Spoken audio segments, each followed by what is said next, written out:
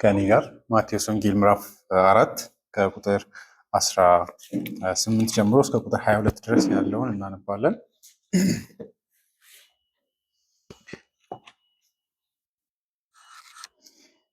ኢየሱስ በገሊላ ባህር አጠገብ ሲያልፍ ሁለት ወንድማማቾች ማለትም ጴጥሮስ የተባለውን ስምዖንንና ወንድሙን እንድርያስን አያቸው። አሳ አጥማጆች ነበሩና መረባቸውን ወደ ባህሩ ይጥሉ ነበር። ኢየሱስም ኑ ተከተሉኝ፣ ሰዎችን አጥማጆች አደርጋችኋለሁ አላቸው። ወዲያው መረባቸውን ትተው ተከተሉት። አለፍ እንዳለም ሌሎች ሁለት ወንድማማቾች የዘብዴዎስን ልጅ ያዕቆብንና ወንድሙን ዮሐንስን አየ። ከአባታቸው ከዘብዴዎስ ጋር በጀልባ ውስጥ መረባቸውን ያበጁ ነበር። ኢየሱስም ጠራቸው። ወዲያውኑ ጀልባቸውንም ሆነ አባታቸውን ትተው ተከተሉት። እግዚአብሔር እንዲያስተምረን ከኔ ጋር በጸሎት በእግዚአብሔር ፊት እንቅረብ። ቸርና መልካም ይሆንክ መልካም ሩህሩህ አባታችን ሆይ ስለዚህ ጊዜ እናመሰግናለን። ዛሬ በፊት ሆነን አንተን እንድናከብር በልጅ በክርስቶስ ኢየሱስ የከንፈሮቻችንን መስዋዕት እንድናቀርብ ቸርነትን ስላረግ እድል ስለሰጠን ተመስገን። አሁንም ደግሞ ቃልህን ለመማር በፊትህ አለን። በዚህ የክርስቶስ ኢየሱስ ወንጌል እንድታጽናናን እንድታበረታን ጸጋን አብዝተን እንድሰጠን ይህን የቃል ጊዜ ለዚህ እንዲሆን አንተ እንድትከብር ለእኛ ደግሞ ጸጋ እንዲሆንልን እንለምናለን። ስለ ሁሉ ነገር ስምህ ይመስገን። ይህን ጸሎት በጌታችን በኢየሱስ ክርስቶስ ደም እንጸልያለን፣ አሜን። ዛሬ እንግዲህ አጠር ባለ መንገድ እነዚህን ከታች ያሉ ቁጥሮችን ለማየት እንሞክራለን። ሁሉን ጥሎ ኢየሱስን መከተል ምን ማለት እንደሆነ በክርስቶስ ኢየሱስ ባለን እምነትም በዚህ አይነት መንገድ በማለፋችን ምንም አይነት አእምሯችን እንዳይረበሽ ለማበረታታት እሞክራለሁ። አእምሯችንን ከሚጎዱ ነገሮች ውስጥ አንዱ ወንጌሉ ክሌም በሚያደርገው ነገር ወይ ደግሞ ወንጌሉ በሚጠይቀን ነገር የምናደርጋቸው ነገሮች አንዳንዴ በህሊና ጊልት ውስጥ ሊከቱን ይችላሉ። ይህንን በዚህ ልክ መተው አለብኝ ወይስ እስከየት ድረስ ነው ወንጌሉ መተው ያለብኝ? ደግሞ በተለይም ብንተዋቸው ነገሮች ኃጢአት ያልሆኑ ነገሮች ሲሆኑ እንዳጠፋን ሊሰማን ይችላል። በዚህ ሰፈር ልታደርጉ እንደምትችሉ አስባለሁ። ነገር ግን በዚህ በወንጌሉ ውስጥ እጅግ የተከበሩ ሰዎች ማለትም በወንጌል እምነት ሐዋርያቱ እንዴት ኢየሱስን በመከተል ረገድ ምን አይነት ውሳኔን እንደወሰኑ ማቴዎስ ያሳየናል። ድለብረት ነው፣ ዝም ብሎ አይነት እንዲሁ ስታዩት ሂስቶሪካል ሪከርድ ብቻ አይደለም።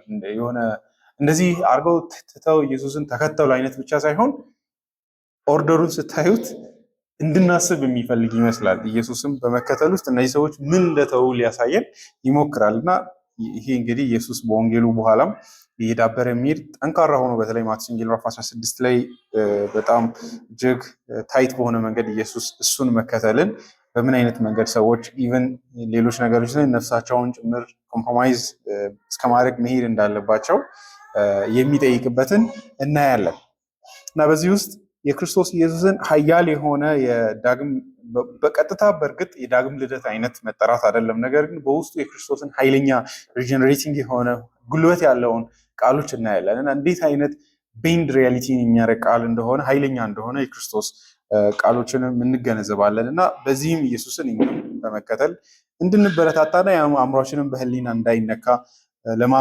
ለማበረታታት ነው። እንግዲህ እዚህ ላይ የተጠሩት አራት ወንድማማቾችን እንመለከታለን። የመጀመሪያው ላይ ጴጥሮስና ወንድሙ እንድርያስ እንደተጠሩ ይነግረናል። ኢየሱስ በገሊላ ባህር አጠገብ ሲያልፍ ሁለት ወንድማማቾች ማለትም ጴጥሮስ የተባለውንና ስምዖንን ወንድሙን እንድርያስን አያቸው።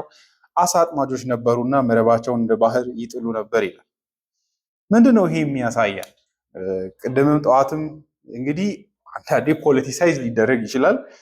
እግዚአብሔር የድሆች ወይም ደግሞ የተተዉ ሰዎችን በወንጌሉ የሚጠራ አይነት አምላክ ይደረግና ሰዎች አንዳንዴ እግዚአብሔርን ማርክሲስት የሚመስል አምላክ ለማድረግ ይሞክራሉ። እንደዚህ አይነት አይደለም። እንደዛ አይነትም የተዛባ መረዳትም ሊኖረን አይገባም። በተለይም ደግሞ ጠዋትም በጣም በሚያስደንቅ ሁኔታ በመሰረቱ እግዚአብሔር የመጀመሪያውን እድል ለገሊላ ከተማ ወይም ለገሊላ አካባቢ ለናዝሬት ቢሰጥም ወንጌሉን እንዴት እንዳልተቀበሉ እናያለን እና ማርቲን ሪንዲዮም ሲያወራ እግዚአብሔር ኢየሱስን በዚህ አይነት መንገድ መንግስቱን ሲቃወሙ እግዚአብሔርም በፍርድ ትቷቸው በፍርድ ከዛ በኋላ ኢንቪቴሽኑን እንዳቆመ ይናገራል። ሰው በዚህ አይነት መንገድ የተጣለ ስለሆነ ወንጌሉን ያምናል ማለት አይደለም። ነገር ግን የእግዚአብሔር ጸጋ ጎልቶ የሚታየው በዚህ አይነት መንገድ መሆኑን ግን መሳት የለብንም። ምክንያቱም ክርስቶስ ለወንጌል አገልግሎቱን ሲጠራ ኤክስፔክት የምናደርግበት ቦታዎች አሉ ይላል ሄንሪ ሲያወራ። እጅግ የተከበሩ ሰዎች አሉ። ኢየሱስ ለወንጌሉ አገልግሎት ለእሱ ምስክር እንዲሆኑ የተሻሉ ሰዎችን እንዲጠራ ወይም ደግሞ በጣም ኢሊት የሆኑ ሰዎችን እንዲጠራ ልንጠብቅ እንችላለን።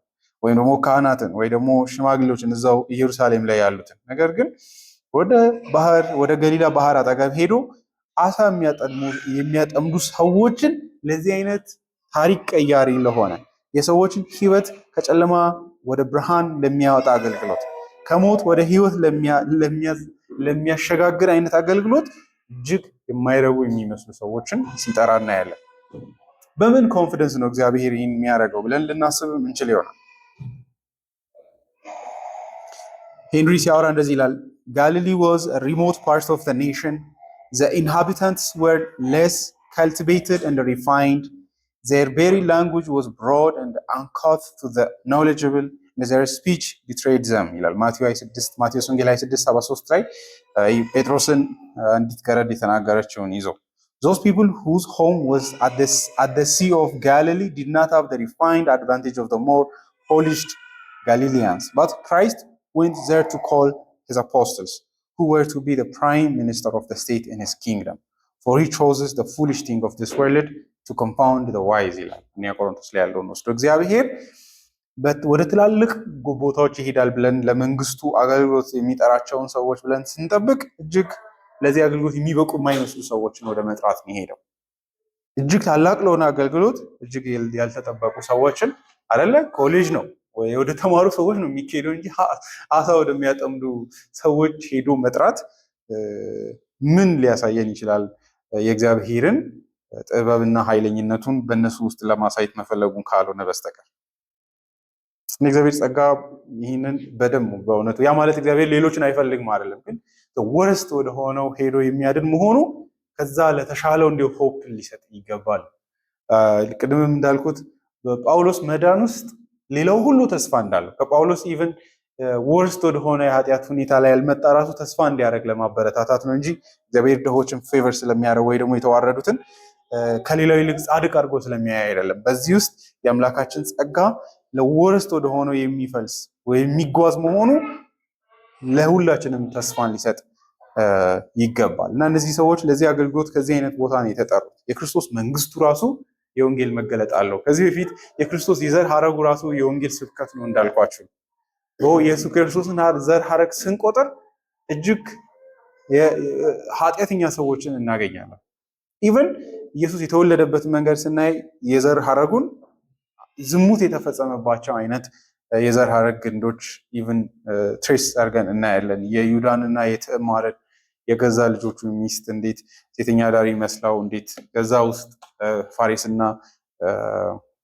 ሁለቱ መንትያዎች እንዴት እንደተወለዱ እና የክርስቶስ ዘር ከዛ እንዴት እንደሚመዘዝ እናያለን። ቤርሳቤን እናያለን። ስለዚህ ያ ራሱ ሰባኪ ነው። የእግዚአብሔርን ማንነትም ሆነ በራሱ ውስጥ እንዲህ አይነት ጎስቋላ የሆነ ሰዎችን ለማዳን የሚፈልግ መሆኑ ማሳያ።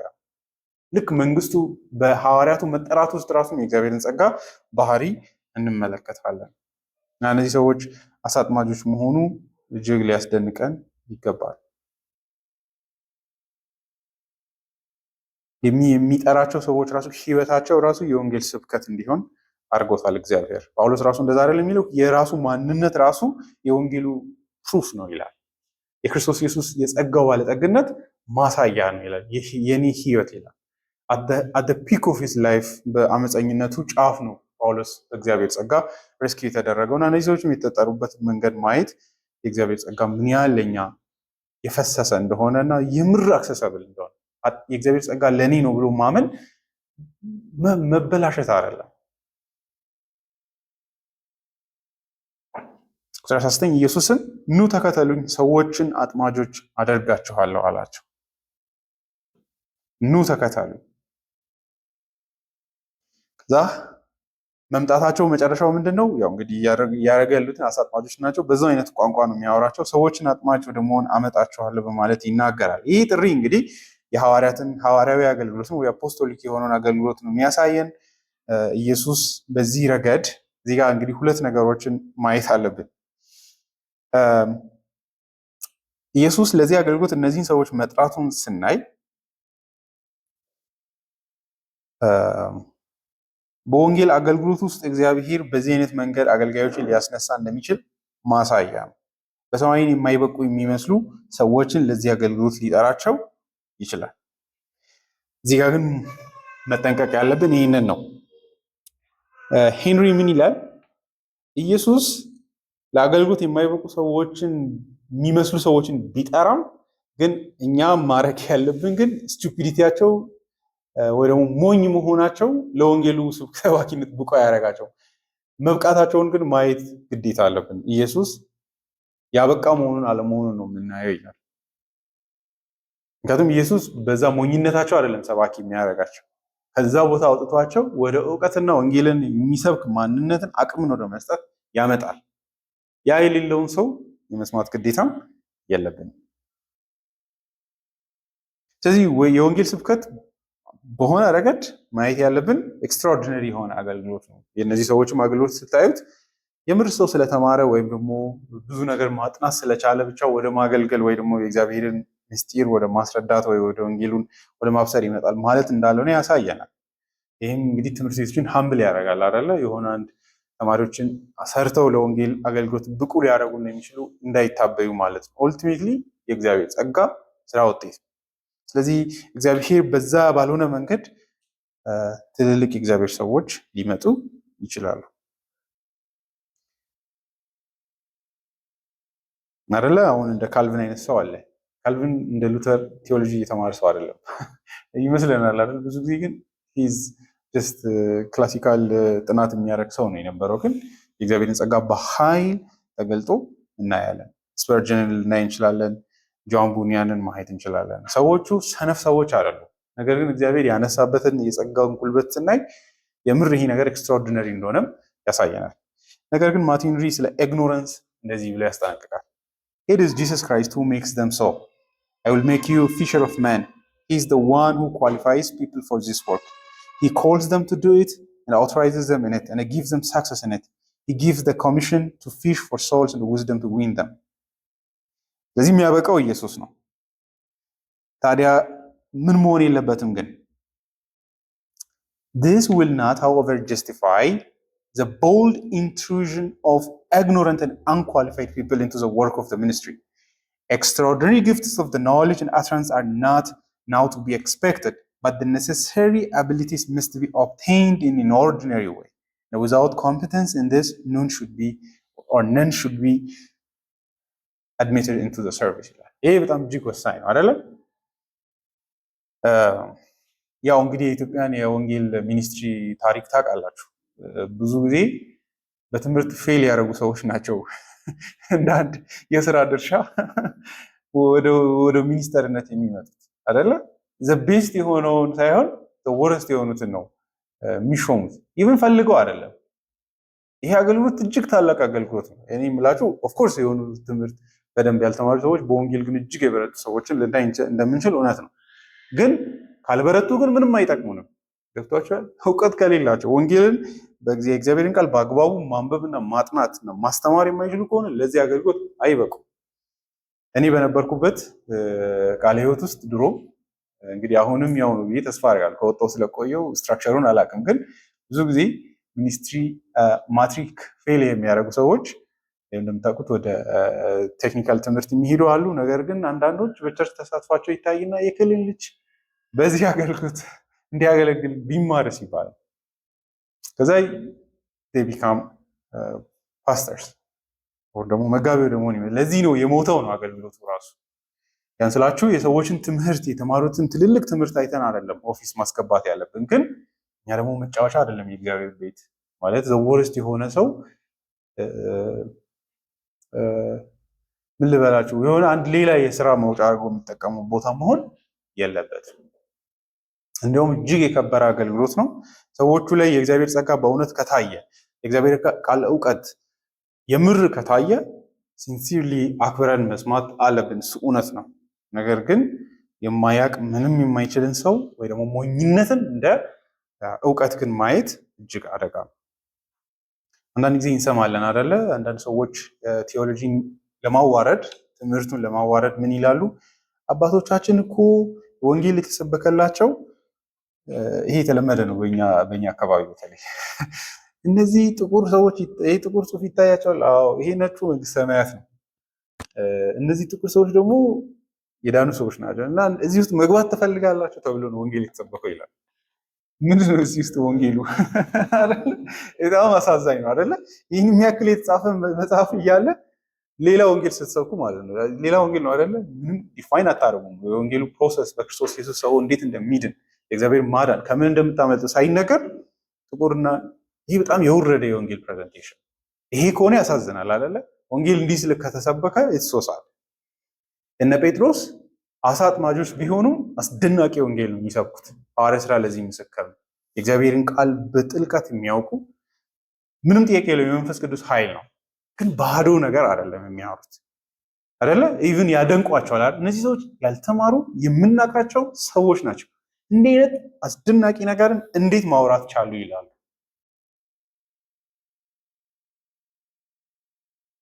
የእግዚአብሔር ጸጋ እውነተኛው ለአገልጋይነት ያበቃል። ክርስቶስ የምር ኳሊፋይ ያደረገ። ለዛ ነው እንግዲህ ኮንፌሽኑ ላይ ታችሁ ከሆነ የቸርች ስራ ኢየሱስ ለዚህ አገልግሎት ያበቃቸውን አይደንቲፋይ ማድረግ እንጂ ለዚህ ማብቃት ራሱ አይደለም። በሆነ ረገድ ነው ኦፍ ኮርስ በወንጌሉ ትምህርት ነው ወደዚህ የምንበቃው፣ ግን አይደንቲፋይ ነው የምናደርገው። ይህ ጸጋ የሚታይባቸው የእግዚአብሔርን የወንጌል ስራ ሊሰሩ የሚችሉ ሰዎችን ኤክስትራኦርዲነሪ ስራ መስራት የጌታ ነው። ጌታ ደግሞ ለራሱ እንደሰጠ የምናውቀው እነዛ ሰዎች ላይ በሚያሳየው ፍሬ ነው። ስለዚህ የወረደ አይነት ቦታ እንዳይኖረን ልንጠነቀቅ ይገባል። ሰዎች ይህንን እየተጠቀሙ ነው ትልቅ የወንጌል ትምህርትን የዶክትሪን የወንጌል ትንታኔን ያወረዱት እና አሁንም እንደዛው እየሆነ ያለው። እኛ ሀገር ቴዎሎጂያን ራሱ የለም አይደለ? በሚያሳዝን መንገድ ማለት በፕሮቴስታንት ታሪክ ውስጥ እንዳሉ አይነት ትሬዠር የሚደረጉ ሰባኪዎች ቴዎሎጂያኖች የሉ። እግዚአብሔር እውቀት ያላቸው ወንጌልን በደብዝ የሚያውቁ አይደለም አይከን ተደርጎ የሚታዩ ሰዎችን ማየት ይቻላል አይደለ? ዘሞስ ወረስት የሆኑ ሰዎች ናቸው።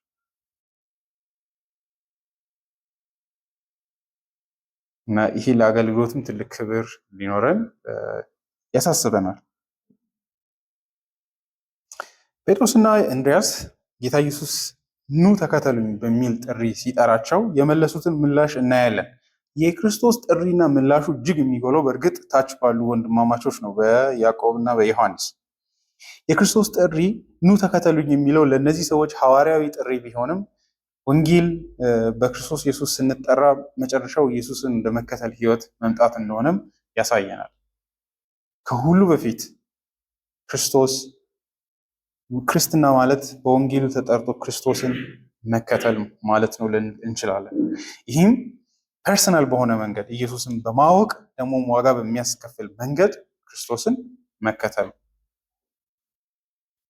ራሳቸውን በዚህ ረገድ ክርስቶስን እንዲተዉ የሚያደርግ የትኛውንም አይነት ነገር ትቶ የመከተል ነው። እዚህ ጋር በደንብ በጣም ማቴዎስ በጣም ኮንሽስ እንደሆነ የምታዩት ኢየሱስን ተከተሉት ወዲያው አይልም፣ የጣሉትን ነገር ያሳያል።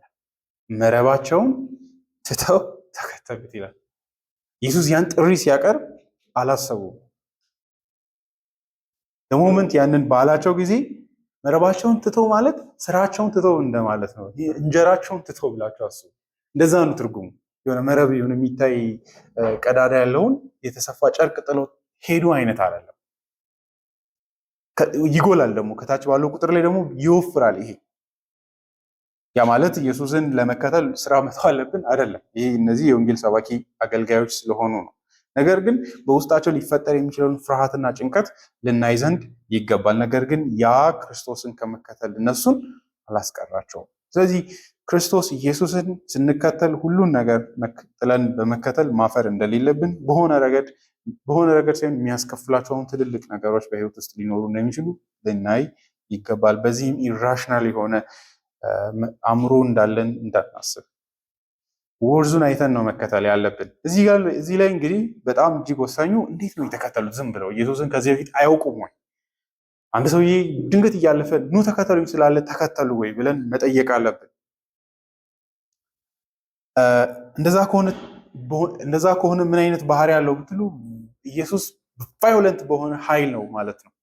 ኢቭን አእምሯቸው ምን ልበላችሁ ይሄ ዊላቸው ቤንድ ተደርገው ነው ኢየሱስን ለመከተል የመጡት። እንደዛ ከተረጎመን ልክ ይሄ ምን ልበላችሁ ሮቦቲክ በሆነ መንገድ አለ አይደለ? ኦን ያደርግና ክሊክ ሲያደርግ መረብ ጥለው መራመድ አይነት ነው የሚሆነው። ማላይ ምንም አይነት ስቶሪ ከሌለ ካልቪን በዚህ ምክንያት በጥንቃቄ ያሳያል። ይሄ የእግዚአብሔር የማዳን መንገድ አይደለም ይላል። እንዲህ አይነት ይሄ ኑ አይነት በሚል ቃል ብቻ የሚጠራ አምላክ አይደለም። በተለይ በወንጌል ጥሪና በክርስቶስ ኢየሱስ የመንግስት ጥሪ ውስጥ ይላል። በዚህ ረገድ ይላል ኢየሱስን አውቀው ነው የተከተሉት ይላል። በተለይም ሉቃስ ከዚህ ጥሪ በፊት መሀል ላይ ደግሞ ዮሐንስም ከዚህ ጥሪ መካከል ያሉትን ኖሌጅ እንደነበራቸው መሲህ መሆኑን የማወቅ እውቀት እንደነበራቸው ያሳየናል። በተለይ ዮሐንስ ወንጌል ላይ አይታችሁ መግቢያ ላይ ካያችሁ ከጥሪው በፊት ያሉ ከመጥምቁ ዮሐንስም የተወሰዱ ምስክርነቶችን ይዘው ነው እንጂ እንዲሁ ሌጣ የሆነ ኑ ተከተሉ ሲባል ለምን እንደሚመጡ ምን እንደሆነ ሳያውቁ የመከተል አይነት አይደለም። በክርስቶስ ኢየሱስ ታላቅን ተስፋ በማየትና የተጠሩበትን አገልግሎት ታላቅ መሆኑን ከመረዳት ነው። ይህም እምነት ሁልጊዜም ኦብጀክት እንዳለው ማሳያ። በተለይም ካልቪን የሚለው ላንብብላችሁ እንደውም የእምነታቸው እድገትን ሲያሳይ but it is not uncommon with the evangelists to touch slightly one part of the transaction and to leave out many of the circumstances. There is therefore no absurdity in saying that a miracle which is related by one has been passed over by the other too. And we must bear in mind what John says, that out of the innumerable miracles which Jesus did, John 21:25, a part only has been selected, which was sufficient to prove his divine power and to confirm our faith in him. There is therefore no reason to wonder if the calling of the four apostles is slightly touched by Matthew and Mark, while the occasion of it is more fully explained by Luke here. ከታችኋል እያለ ያለው ይህ በጣም እውነት ኦፍኮርስ ተራ ይመስላል፣ ግን እያለ ያለው በጣም የሚገርም ነገር ነው። ምክንያቱም ክርስቶስን ሌላ ልዕለ ተፈጥሯዊ የሆነ አካል አድርገው እንዲያዩ ያደረጋቸው የፈጸማቸው ሚራክሎች ናቸው። ያ ማለት ታምራቶቹ ስላስደንቃቸው ነው ማለት አይደለም። ሂንት ናቸው። እነዛ ሚሲያኒክ ማንነት ሊኖረው እንደሚችል ከእግዚአብሔር የተላከ መሆኑንም የሚጠቁማቸው ስለሆነ የሆነ ሺር በሆነ መንገድ በቃ ህይወታችን ደህና ይሆናል፣ ከክርስቶስ ብዙ ጥቅም እናገኛለን በሚል አይነት ባዶ መረዳት አይደለም፣ ወይ ደግሞ ትንግርት ያሳየናል በሚል አይደለም። እምነታቸው ያረፈው በዛ የክርስቶስ ኢየሱስ በፈጸማቸው ሚራክሎች ላይ ነው ይላል። እምነት አያችሁ፣ እምነት የሆነ ነገር ማየት አለበት። ወደ እግዚአብሔርን ወደ ማመን ለመምጣት ኦብጀክት ያስፈልገዋል። የሆነ ሪሌት የሚያደርገው ክርስቶስን ከነዛ ታምራቶቹ ጋር አገናኝተው ነው ማንነቱን የገመቱት፣ ወይ ደግሞ በዛ ውስጥ ነው በዛ አይነት መረዳት አርፈው ነው ክርስቶስን ወደ መከተል የመጡት። ሁሉን ጥለው እንዲመጡ ያደረጋቸው ባዶ ኃያል ቃል ሳይሆን እምነታቸው የሚያርፍበት አይነት ማንነት ያለው ሆኖ ስለታያቸውም ጭምር ነው። ይሄ በጣም በአግባቡ የእምነትን ባህሪ ኢየሱስን በመከተል ውስጥ ያለውንም ግንኙነታችንን ያሳየናል። ስለዚህ አንዳንዴ ምን ማለት መሰላችሁ፣ ይሄ ሰዎችን እመኑ በባዶ ማለት ደካማነት፣ የወንጌል ስብከትም ላይ ትልቁ ሞኝነት የሰዎች ይሄ ነው። you need to show why ሰዎች ማመን እንዳለባቸው። ይሄ ነገር የሚታመን መሆኑን ማሳየት ያስፈልጋል። የሰው እምነት አለዚያ አይንቀሳቀስም፣ ስታግናንት ነው የሚሆነው። ምንን ይመን? ልብን በእግዚአብሔርን ሰው እንዲያምን በሚያደርግ መንገድና የሚሰጠውን የተስፋ ቃል ማሳየት የሚያስፈልገው ለዛ ነው። የእምነት ዳይናሚክሱ ያ ስለሆነ እምነት ጳውሎስ በጣም እንደምታውቁት ስትራክቸሩን ሲያሳይ ሮሜ ምዕራፍ 10 ላይ እንደሚል እምነት ከመስማት ነው፣ መስማቱም ከእግዚአብሔር ቃል ነው። እምነት ሁሌም የሆነ ነገር ይፈልጋል። የሆነ ነገር እንድትነግሩት ያስፈልጋል። የሆነ ነገር ማየት አለበት። ሰዎችን ይሄ እንግዲህ ለሐዋርያነት ቢሆንም ለወንጌልም ሰዎችን የያዙትን ነገር እንዲጥሉ ሁሉን ነገር እንዲተው የሚያደርጋቸው ከዛ የተሻለ ነገርን ፕሮሚስ ከተደረገ ብቻ ነው። ታላቅ ተስፋን ካሳያችሁ ነው። ታላቅ ደስታን ካሳያችሁ ነው። ኦፈር የሚደረገው ያ ነው። አንዳንዴ ለዛ ነው በእምነት ላይ የምንደክመው። የምንጥለውን አክብደን የምናየው የሚሰጠንን በአግባቡ ካለመገንዘብ ነው። ማን እመኑ እያለን እንደሆነና ማን ላይ ተስፋ እንድንጥል እየተጠየቅን መሆኑን ስንረሳ ነው መጣል የሚከብደን። የክርስቶስ ኢየሱስን ኢፌክቹዋል ኮሊንግም ያሳያል። በተለይም ሁለተኛው ጠንካራ በሆነ መንገድ እነዚህ አይነት መከተሎች ኢየሱስን ቃሉን ተከትለው የመጡ ናቸውና ኃያል የሆነ ቃልም እንደሆነ ያሳየናል። እንዲያው ሁለተኛው በደም ጠንካራ ነው። ምክንያቱም እንደምታዩት ኢየሱስ ጠራቸው፣ ወዲያው ተከተሉ። ኢፌክቱን እናያለን። የጥሪውን ኢሚዲየት የሆነ ኮንሲኩዌንስ ውጤት ማለት ነው። ሰሙ፣ መከተል። አለፍ እንዳለም ሌሎች ሁለት ወንድማማቾች የዘብዴዎስ ልጆች ያዕቆብንና ወንድሙን ዮሐንስን አየ። ከአባታቸው ከዘብዴዎስ ጋር በጀልባ ሆኖ መረባቸውን ያበጁ ነበር። ኢየሱስም ጠራቸው። እዚህ ላይ ነው እንዲሁም በጣም የሚጎለው። ከዚህ በፊት ላይ እንዳልኩት ማቴዎስ የነገሩን ኢንቴንሽናሊቲ እንዲሁም ከጴጥሮስና ከአንድሪያስ ኢየሱስን ለመከተል ከመምጣት መረብ ከመተው በላይ ይህኛው ሞር ይወፍራል። የኢየሱስን ጥሪ ኃያልነትንም ያሳየናል። እዚህኛው ላይ ምን ጥለው እንደሚሄዱ ተመልከቱ። ቁጥር 22 ወዲያውኑ እዚህ ላይ መረብ ብቻ አይደለም ጀልባቸውንም ሆነ አባታቸውን ትተውት ተከተሉ ይላል። እዚህ ላይ መረብ ብቻ አይደለም፣ ሁለት ተጨማሪ ነገሮች ጀልባና አባታቸውን ትተው። ኢንቴንሽናል ነው አይደለ? ድንገተኛ አይደለም። የሆነ ነገር እያሳየ ነው። የኢየሱስ ቃሎች የምር በኢፌክቹዋል መንገድ ሲጠራ ኢየሱስ በምን አይነት ኃያል በሆነ መንገድ ህዝቡን እንደሚጠራና በጎቹን እንደሚጠራ ያሳየናል።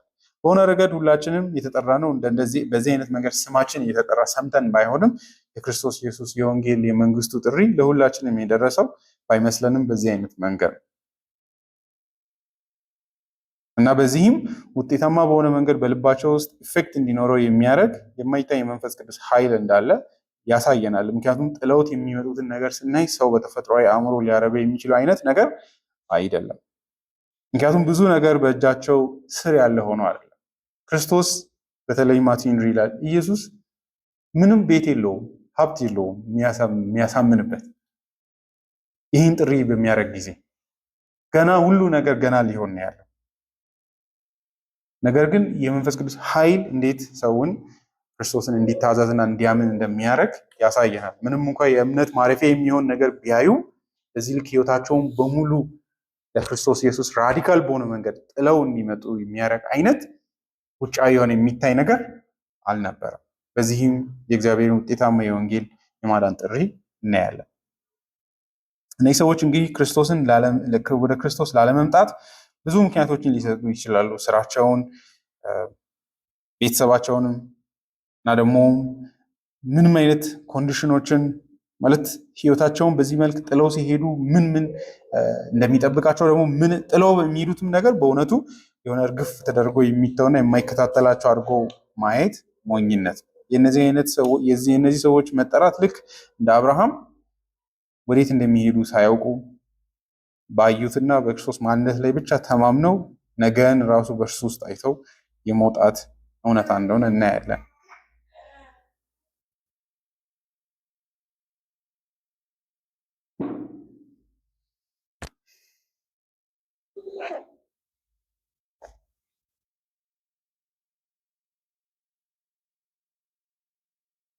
እዚህ ላይ ነው እንግዲህ ቅድም እንዳልኳችሁ በስሱ ነው ያለፍኩት። ያዕቆብና ዮሐንስ ከጴጥሮስ ይልቅ ባለጸጎች ናቸው፣ ሀብታሞች ጭምር ናቸው በሆነ ረገድ። ምክንያቱም የጴጥሮስና የእንድሪያስን ካያችሁ መረብ ነው፣ የእነዚህኛዎቹ ግን ጀልባ ነው። ጀልባ ደግሞ ሀብታም ከሆናችሁ ብቻ ነው የሚኖራችሁ። በተለይም እነዚህ ከአባታቸው ጋር ሲሰሩ በሆነ ረገድ ትንሽ እንዳልሆነ የምናየው ብዙ እንደሆኑ ኢቭን ብዛታቸውንም በዛ ያደርገዋል። ቁጥር 21 አለፍ እንዳለም ሌሎች ሁለት ወንድማማቾች የዘብዴዎስ ልጆች ያዕቆብንና ወንድሙን ዮሐንስን አየ። ከአባታቸው ከዘብዴዎስ ጋር በጀልባ ውስጥ መረባቸውን ያበጁ ነበር። ኢየሱስም ጠራቸው፣ ወዲያውም ጀልባቸውንም ሆነ አባታቸውን ትተውት ተከተሉ ይላል።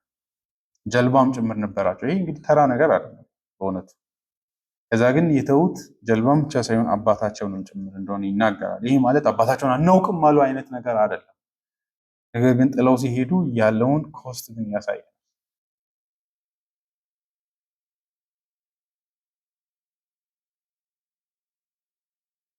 የነገሩን ጥሪውን ተከትሎ ሲመጡ የነበራቸውን ጥለው የወጡትን ነገር ታላቅነት ያሳየናል። ታዲያ ይህ ምንድን ነው እንድናስብ የሚያደርገው? ክርስቶስን በመከተል ምን አይነት ነገር ተከትሎ ሊመጣ ይችላል? ይህ ማለት እንግዲህ ብዙ ጊዜ ሰዎች አይሰብኩም፣ እንዲህ አይነት ስብከት ይታወቃል። ማለት ብዙ ሰው አሁን በወንጌል ምክንያት የሚተው ነገር እንደሌለ ለማስመሰል ይሞክራሉ። ግን የምርህ በወንጌል ምክንያት እንደው ፊዚካሊ ወላጆቻችንን ባንተዋቸው መንፈሳዊ በሆነ መንገድ ግን ብሬክ እንደምናደርግ እንደዚህ አይነት ነገር ሊከሰት እንደሚችል ግን ኤክስፔክተር ነው። አንዳንድ የወንድሞቻችን ተከትለው ኢየሱስን ወደ ማመን ቤተሰቦቻችን ሊመጡ ይችላሉ። ካልሆነ ግን በዚህ ልክ ግን መሄድ ጥፋት እንዳልሆነ ሊታየን ይገባል። መፍራት የለብንም ልላችሁ ነው። ወላጆቻችን አናውቃቸውም አይነት አይደለም። ይሄ በእርግጥ ወላጅ ላይ ብቻ አያበቃም። ብዙ ነገር ግን በክርስቶስ ኢየሱስ ክርስቶስን በመከተል ብዙ ነገር ሊተው እንደሚችል ማሳያ። ብዙ ሰዎች ይህንን መክፈል ስለሚያቀታቸው ነው ኢየሱስን በእውነተኛ መንገድ ወደ መከተል የማይመጡት። ጥሪው ይቀርባቸዋል፣ ግን መከተሉ ግን የማይመጣው ለዚህ ነው። አላቅም ብዙዎቻችሁ ታስቡ ይሆናል። አንዳንድ ሰዎች ሪፎርምድ ሆነው ግን ለምን የማይሆኑት ማለት ፕራክቲካሊ አይሆኑም፣ ሀሳባዊ ነው አይደለ? እንዲሁም አንዳንዶች ዮናታን አጠገብ ሆነው ሪፎርምን ሊሉ ይችላሉ። ዮናታን አክሊሉ ማለት ነው። ዮናታን ሆኖ ግን ሪፎርምን ማለት ትልቅ ወንጀል ነው አይደለ? አንዳንዱ ነቢያት ጋር ሆኖ እንደዚህ ይላል። በጣም ያሳዝናል አይደለ? ዲፕ ዳውን ያለው ምንድነው ብትሉ ነገሩ ክሌም የሚያደርግበት መንገድ የምርም ሪፎርምድ በሆነ መንገድ ወደ ማምለክ ካልመጣም በሆነ ረገድ ኮምፕሮማይዝ እያደረግን ነው። አንዳንድ ሰዎች ብዙ ሰዎች ቴዎሎጂያቸውን ሪኮንስትራክት ወደ ማድረግ ይሄዳሉ። መጀመሪያ ላይ ነገሩ ህይወታቸውን ብሬክ የሚያደርግ እንደሆነ ራዲካሊ ሊቆርጥ እንደሚችል ሲረዱ የቸርችን ማንነት ሪዲፋይን ማድረግ ጀምራሉ። ቸርች እኮ ተበላሽታም ትኖራለች። እንደዚህ አይነት ቦክሶችን ወደ መፈለግ ይሄዳሉ። ሰው እኮ ኢየሱስን በስሱም አውቆ በመጥፎ አይነት ቦታም ሊያምን ይችላል። ኦፍኮርስ በሆነ ረገድ እውነታ አለው። ግን ያለምንም ጭንቀት ሰው ግን ተኝቶ የሚኖር ከሆነ ግን we should not fear። ምክንያቱም የእግዚአብሔር ማዳን አንዱ መገለጫ ካልቪን እኔ ሮሜ ምዕራፍ 10 ላይ የሚናገረው ነገር በጣም ስትራይክ ያደርገኛል። በተለይ ምዕራፍ 11 ላይ ስለ በኤልያስ ዘመን ስለነበሩ ሰዎች ሲያወራ ብዙ ሰዎች አስተውለው አያዩም ብሎ እንደዚህ ያን ይናገራል። ምክንያቱም በሪፎርሜሽን ጊዜ ብዙ ሰዎች ከሮማን ካቶሊክ ቸርች መውጣት አይፈልጉም። እንዲሁም ታዋቂ ኒኮዲማይት የሚባሉ አሉ እና ቲዮሎጂ ሰርተው ማለት ነው። እኛ እንደ ኒቆዲሞስ ነው፣ ተሰውረን ነው የምንከተለው አለ አይደለ? ፐብሊክ ኮንፌሽን አናረግም፣ ግን ሮም ውስጥ ሆነን እውነተኛ ነን። ካልሆነ እጅግ ያዝንባቸዋልም ደግሞ በጣም እንዲሁም ያለማመን ምልክት ነው ብሎ ያወራል። እዚህ ላይ በጣም በጥንቃቄ ነው። ከላይ ስታዩት ድንገተኛ ይመስላል፣ ግን ቀስ ብላችሁ ስታዩት ስትራይኪንግ ነው። በኤልያስ ዘመንም ስለነበሩ ሰዎች ምክንያቱም ሰዎች የተበላሹ ሁኔታ ውስጥ ሆነው እምነትን ሊከተሉ እንደሚችሉ ሰዎች ምሳሌ አድርገው የኤልያስን ዘመን ስለሚጠቅሱ፣ ግን የኤልያስን ዘመን በጥንቃቄ ግን ማየት ያስፈልጋል። በተለይም እነዚህ ሰዎች እንዴት ነው ግን የነበሩት ብለን መጠየቅ ማለት ነው። ሮሜ ምዕራፍ 11ን ተመልከቱ። በመሰረቱ ጳውሎስን እዩት። አይሁዳዊ ነው፣ ግን ከአይሁድ ሕዝብ መካከል ወጥቶ ወደ ክርስቶስ ቤተክርስቲያን መጥተው ነው ያለው። የምር ማለት ነው ፊዚካሊ መጥተው ነው ያለው። ያንን ግን እንዴት ፒክቸር እንደሚያደርገው ተመልከቱ። እንግዲህ እግዚአብሔር ሕዝቡን ተዋቸውን ብዬ እጠይቃለሁ? በፍጹም እኔ ራሴ ከብንያም ነገድ የአብርሃም ዘር የሆኑ እስራኤላዊ ነኝ። እግዚአብሔር አስቀድሞ ያወቃቸውን ሕዝብ አልጣላቸውም። ኤልያስ በእስራኤል ላይ ክስ ወደ እግዚአብሔር እንዴት እንዳቀረበ መጽሐፍ ስለ እርሱ ምን እንደሚል አታውቁምን? ጌታ ሆይ ነቢያትን ገድለዋል፣ መሠዊያዎችህን አፍርሰዋል፣ እኔም ብቻዬን ቀረው፣ ሊገሉኝ ይፈልጋሉ። እንግዲህ ጳውሎስ እያለ ያለውን መሰላችሁ? በወንጌሉ ስብከት ጊዜ ብዙ አይሁዳውያን አልመጡም። ያ ሐዘን ፈጥሮባቸዋል። ማለትም እንዲያውም የክርስቶስ ወንጌል እውነተኝነቱ ጥያቄ ውስጥ እንዲገባ ማለትም ምክንያቱም የወንጌሉ ፕሮሚስ ከሁሉ በፊት ለአይሁዳውያን ነው፣ ለእስራኤል ነው። እግዚአብሔር ለልጆቹ ያልፈጸመለትን ተስፋ ለእኛ ፈጸመ ብለን እንዴት ክሌም እናደርጋለን? አንዳንዶች ወደ ትዕቢት ሄደዋል። በእርግጥ አዛቦች ግን ለአንዳንዶቹ ሲሪየስ ጥያቄ ነው አይደለ? አሁን እኛ ራሱ ሰፈር እንደምናደርገው ወደ እኛ ራሱ ብታመጡት ይህ ሁሉ ሰው አይደለ እነ ቦዲን ሰምቶ ናርሲን ሰምቶ ለምንድን ነው አክት የማያደርገው አይደለ? እዛው ሆኖ ለምንድን ነው የሚሳለቅበት? ወይስ እኛ አይደል ራዲካል ሆነን እንደውም ከልት እየሆነን ነው? ወይስ እነዚያ ሰዎች ካይንድ ሰዎች ሆነው ነው? ያን የኛ ኤክስፒሪየንስ ነው ብዬ አስባለሁ። የሁላችንም ጭንቀት ነው። ቢመጡ ብለን እንፈልጋለን አይደለ? ቢያንስ እንደዚህ አይነት እምነት ያላቸው ሰዎች ፕራክቲስ እንዲያደርጉ ማለት ነው እምነታቸውን። ያ ጭንቀት በአይሁዳውያን ጳውሎስ ውስጥ ራሱ ነበር። ጳውሎስ የራሱን ውጥረት በኤልያስ ውስጥ ነው የሚያስቀምጠው። ጌታ ሆይ ብቻዬን ነው እንደ የቀረሁት አይነት ገብታችኋል። ስለ ራሱ ነው እያወራ ያለው፣ ግን በኤልያስ ውስጥ ራሱን ለመረዳት እየሞከረ ነው። ግን የእግዚአብሔር ምላሽን ለኤልያስ በተሰጠው ውስጥ ለራሱ ይረዳል። እና እሱን ይዩት። እግዚአብሔር የሰጠው መልስ ግን ምን ነበር? አሁን እንግዲህ ጥያቄውን አይታችኋል። መጀመሪያ ቁጥር 11 እንግዲህ እግዚአብሔር ሕዝቡን ተዋቸውን? ጥያቄው እሱ ነው። እግዚአብሔር ተወ እንዴ ወይ? እስራኤላውያንን አልፈለጋቸውም ዘመዶችን ብዬ ይጠይቃል። በፍጹም በፍጹም። ለምን? እኔ ራሴ ከቢንያም ነገድ ይላል። መጀመሪያ መልሶ እኔ ያለው ይላል ጳውሎስ። እኔ መጥቻለሁ ይላል። አይታችኋል። እኔ እስራኤላዊ ነኝ፣ የአብርሃም ዘር የሆኑ እስራኤላዊ ነኝ። የእግዚአብሔር ጸጋ፣ የእግዚአብሔር ተስፋ ቃል ለህዝቡ ሳይፈጸም አልቀረም። ማሳየው እኔ ያለው ይላል ለሳብጀክት። በዚህ ምክንያት እግዚአብሔር ህዝቡን አስቀድሞ ያወቃቸውን አልጣላቸውም። ጥያቄ ሲመጣብኝ ይህ ራሱ ለእኔ መልስ ነው ይላል። ከዛ ኤልያስ ውስጥ ይሄድና ነው ወደዚህ የሚሄዱ ሰው ቴንሽኑን እንድንረዳ ብዬ ነው ሳይኮሎጂካሊ። ቁጥር 4 እግዚአብሔር የሰጠው መልስ ምን ነበረ? ለበዓል ያልሰገዱትን 7000 ሰዎች ለራስ ያስቀርቻለሁ። በአሁኑ ጊዜም እንደዚሁ በጸጋ የተመረጡ ትሩፋን አሉ። እንግዲህ ከጸጋ ከሆነ በስራ አይደለም። በስራ ቢሆን ማኖረው ጸጋ መሆኑ በቀረ ነበር። እንግዲህ ምንድነው?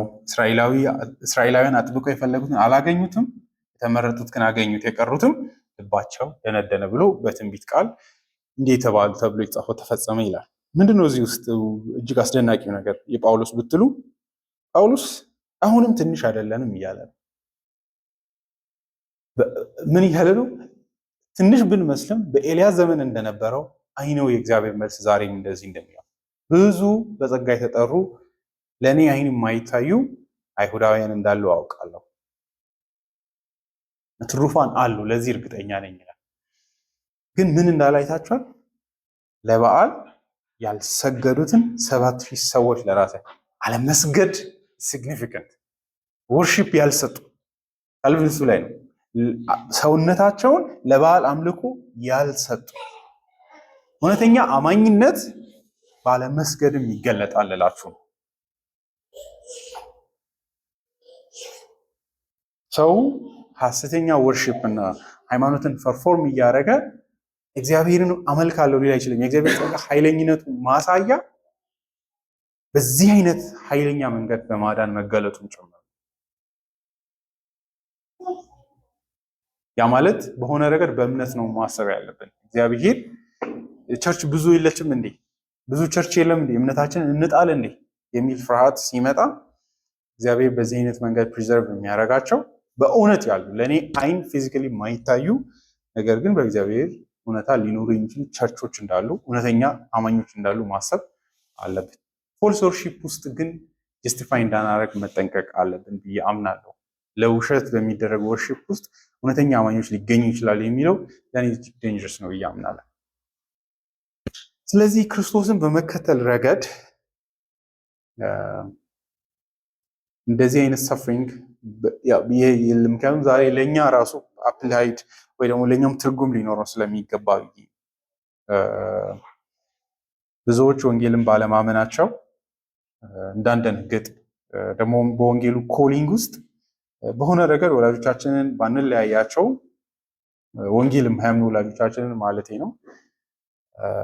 ነገር ግን የመንፈሳዊ ልዩነት ግን እንዳለን ቢሰማን መረበሽ የለብን እንላችሁ እና ኮስቱ እስከ መጨረሻው ወደሚሄድበት ሌቭል መሄድ አለብን። ሊያሳዝን ይችላል ወይ? ኦፍኮርስ ሊያሳዝንን የሚችለው የምር መዳን ከባድ ነገር መሆኑን ካመንን ነው።